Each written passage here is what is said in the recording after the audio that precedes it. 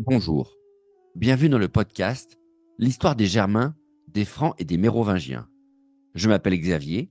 Et je m'appelle Romain, Abonnez-vous à notre podcast sérieux, mais pas trop. conçu pour les passionnés d'histoire, qui veulent tout comprendre sur ces peuples, leurs coutumes, leurs territoires durant le premier millénaire. Retrouvez-nous sur les réseaux sociaux Facebook et Instagram et sur notre site internet à meropodcast.fr. Et n'hésitez pas à nous partager vos commentaires ou à nous donner des étoiles sur votre plateforme de balado favorite. Ceci est l'épisode bonus 36. Paris, la ville chaude du IVe siècle. Fait peu connu, l'empereur Julien est sans doute le premier dirigeant d'État à résider dans la ville de Paris. Une ville sans relief à cette époque, mais sur le point de prendre un rôle historique d'importance. Et aussi de perdre son nom antique de Lutèce pour adopter celui du peuple celte historiquement présent dans la région, les Parisis.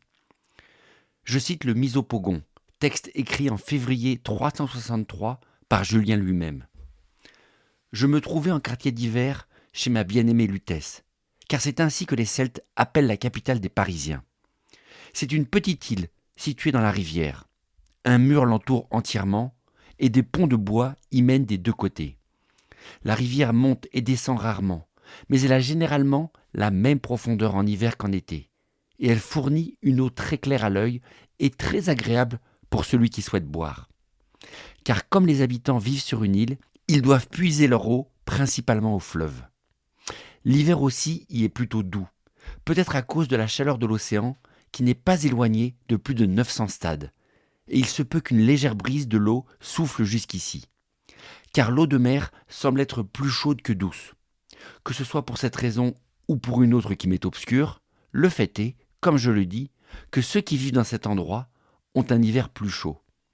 Et une bonne espèce de vigne pousse par là, et quelques personnes ont même réussi à faire pousser des figuiers en les couvrant en hiver d'une sorte de vêtements de paille de blé et d'objets de ce genre, comme ceux qu'on utilise pour protéger les arbres du mal que leur fait le vent froid.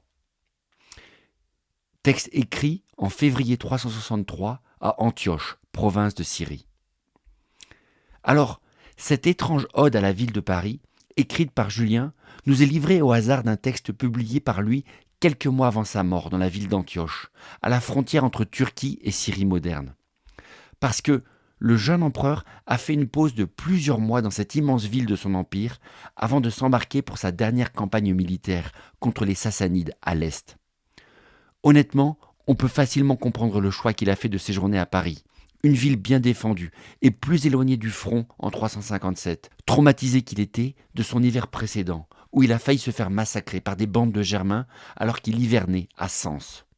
La ville de Lyon était une cible trop tentante pour les bandes de Germains encore non contrôlées, sillonnant la région avant son grand nettoyage de la fin des années 50. C'est probablement l'une des raisons de l'attachement sentimental de Julien à cette cité.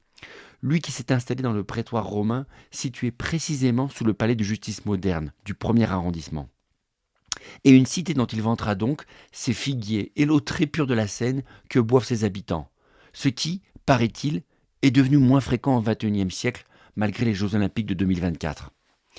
C'est surtout une cité sans prétention, minuscule ville de province vivant du commerce transitant par la Seine où le César s'est toujours bien senti, au milieu de ses habitants qui lui sont reconnaissants pour son œuvre pacificatrice en Gaule.